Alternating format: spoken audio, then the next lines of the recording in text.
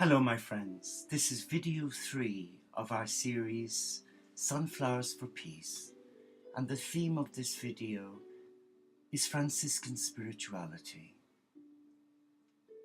We've talked about being a peacemaker and a peace giver and sharer. But what is Franciscan spirituality? Well, very simply this. It's a way of life. It's a journey of the heart to the soul, the gateway to God. And in return, it is a journey that allows you to explore mysticism, where you can encompass the mystical heart of God. And following in the footsteps of Francis, your spirituality is more connected with nature, with Mother Earth, and a great love and appreciation for the animals and the elements, the seasons. As a sacred garden designer, I was encouraged and inspired by the Company of Heaven to be their labourer, not their designer. And they guided my heart 12 years ago to train as a garden designer, and also to try and get as much experience as I could in propagation and permaculture. And yes, we run an online course in creating a sacred peace garden. But the sacred peace garden with the landscape has an energy. And I believe that that energy has the soul of Francis. Franciscan spirituality embraces nature. It has a love of the sacred in nature. It has a Druidic influence, a Celtic influence. The Native American Indians and the indigenous peoples of the world would be comfortable today with Franciscan spirituality because it embraces the whole.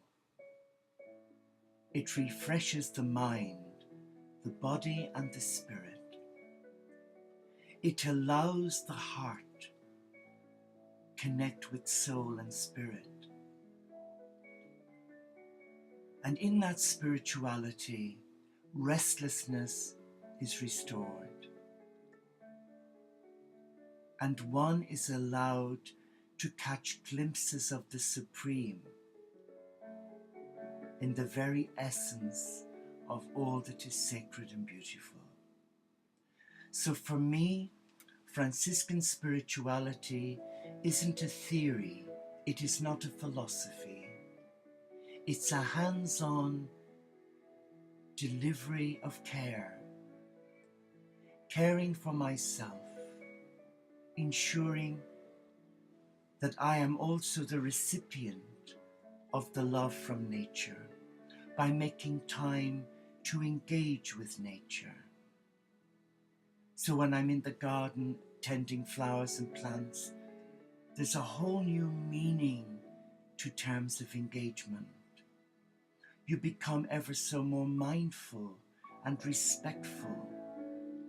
You ask Mother Nature, may you enter her domain to attend to the various duties such as cutting the lawn, trimming the hedge, pruning the roses, deheading the fuchsias and the flowers.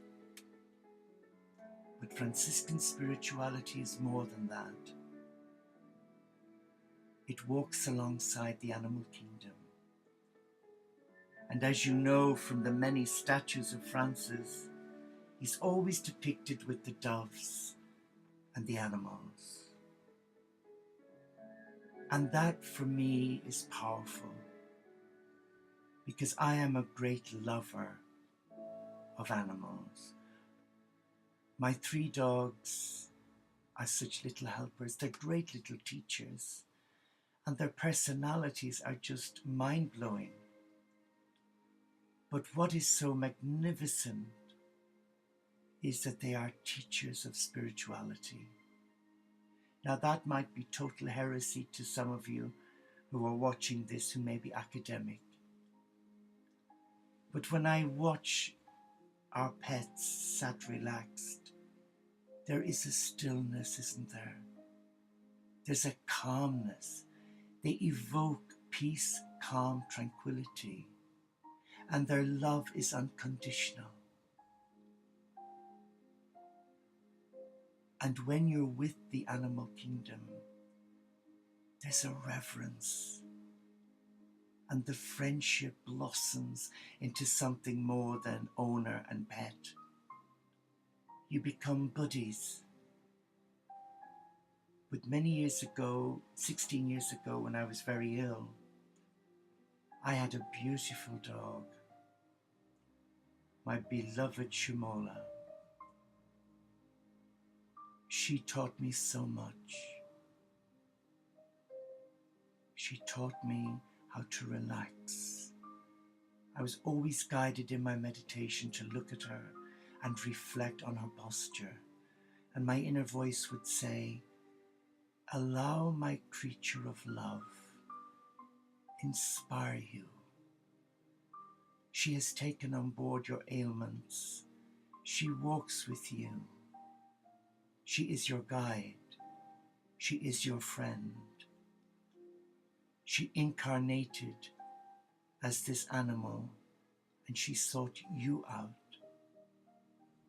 Allow her, administer my love to you. And then at 8 years old, she became very ill and I had to have her put down. It was so distressing. And 2 weeks later, I was running a healing weekend in Sheffield. In Sheffield. And a lovely lady came up to me and she said, you're grieving for your dog. I said, yes. And she'd only half a nose. I said, how did you know? She said, I've seen her. And she wants to communicate something to you. She came into your life to help you become well again. And as soon as you were empowered to self-heal and began your healing process, it was her time to return.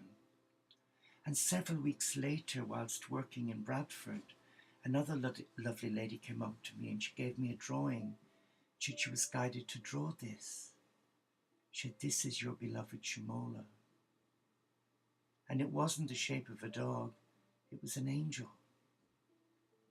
And several weeks after that, while still locked in depression, I received the most wonderful message from Shimola. Now, I am not one that goes along with a lot of this, but I cried tears because it was a message of hope. So Franciscan spirituality without a love of the animal kingdom is not Franciscan spirituality. Franciscan spirituality embraces the divine through the natural world and the animal kingdom. The two go hand in hand. It's different to any other form of spirituality that I've encountered in my life as a monk. It is a spirituality that is soft. It's not intrusive. It's not dogmatic. It's not academic. It's not full of judgment or guilt that you must abide by certain rules and regulations so as to benefit from it. It's a blank canvas where Brother Sun and Sister Moon are a part of the journey, where they allow you become one with nature, and they allow you see the supreme in creation. They allow you embrace the majesty of God through the color, the scents, the fragrances, the structure of nature.